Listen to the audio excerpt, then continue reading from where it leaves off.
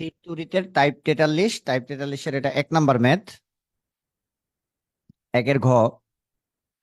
এখানে এই একটা চার্জ, এই চার্জটা হইতেছে প্লাসের 40 কুলম্ব। এই বিন্দুতে রাখা যে চার্জটা, এটা হইতেছে প্লাসের 40 কুলম্ব, এই যে। আর বি বিন্দুতে রাখা একটা চার্জ, এটা হইতেছে 20 কুলম্ব। তো ঘতে বলছে চার্জ দ্বয়ের মধ্যে সি একটা বিন্দু, এই যে সি একটা বিন্দু, এই বিন্দুতে একটি একক ধনাত্মক চার্জ স্থাপন করা হলো। তার মানে এইখানের মধ্যে আমি একটা +1 কুলম্ব চার্জ রাখলাম, চার্জ স্থাপন করা হলো। এখন বলছে এ ও বি চার্জ দ্বয়ের কোনটির জন্য সি বিন্দুতে তড়িৎ তীব্রতা বেশি।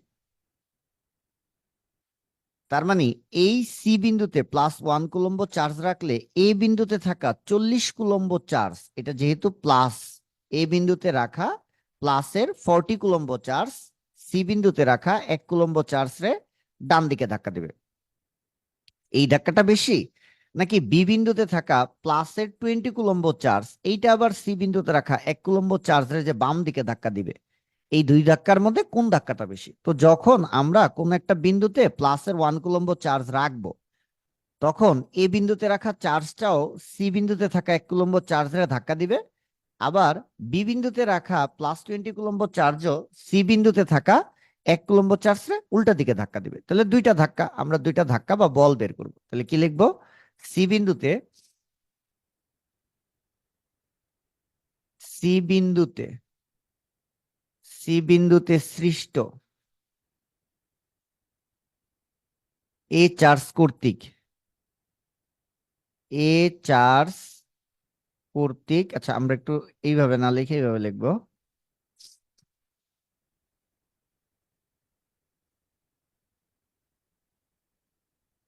আমরা লিখবো এ বিন্দুতে +40 কুলম্ব চার্জের জন্য, হ্যাঁ এই চার্জের জন্য সি বিন্দুতে, কোন বিন্দুতে? সি বিন্দুতে সৃষ্ট তড়িৎ প্রাবল্য,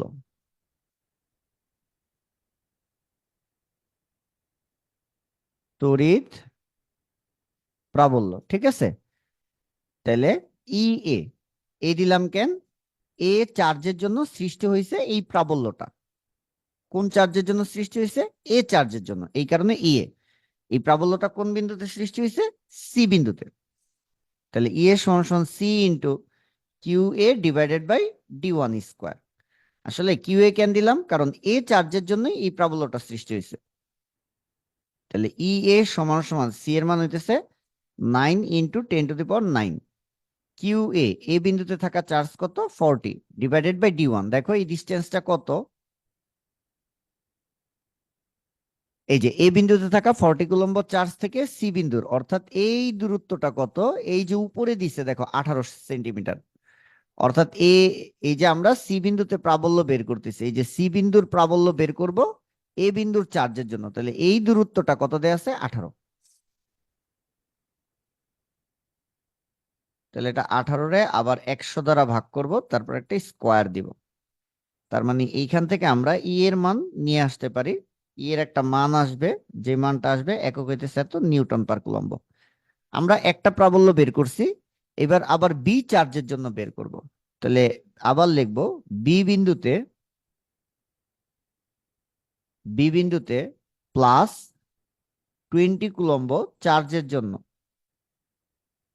চার্জের জন্য সি বিন্দুতে, সি বিন্দুতে সৃষ্ট তড়িৎ প্রাবল্য, তড়িৎ প্রাবল্য।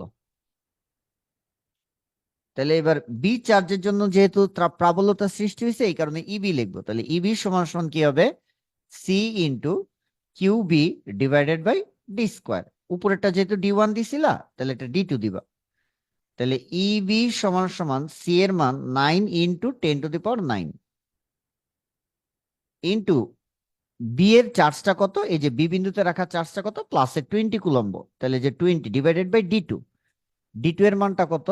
দেখো আমরা এবার বি চার্জের জন্য সি বিন্দুতে প্রাবল্য বের করব। তাহলে দূরত্ব হবে যে এই দূরত্বটা, তাহলে এই দূরত্ব কত সেন্টিমিটার? 6 সেন্টিমিটার। তাহলে আমরা 6 রে 100 দিয়া ভাগ দিয়া আবার একটা স্কোয়ার দিব। তাহলে এইখানে একটা মান আসবে এত নিউটন পার কুলম্ব। এই যে, তাহলে দেখো এখানে বলছে এ ও বি চার্জ দ্বয়ের কোনটির জন্য সি বিন্দুতে তড়িৎ তীব্রতা বেশি। তাহলে ই এর মান আর ই বি এর মানটা এখন আমাদের বের করতে হবে। ই এর মান আর ই বি, এই যে এ ও বি চার্জ দ্বয়ের কোনটির জন্য সি বিন্দুতে তড়িৎ তীব্রতা বেশি। তাহলে সি বিন্দুতে আমরা এ চার্জের জন্য প্রাবল্য বের করছি কি ই, আর এই সি বিন্দুতে বি চার্জের জন্য আমরা প্রাবল্য বের করছি কি ইবি।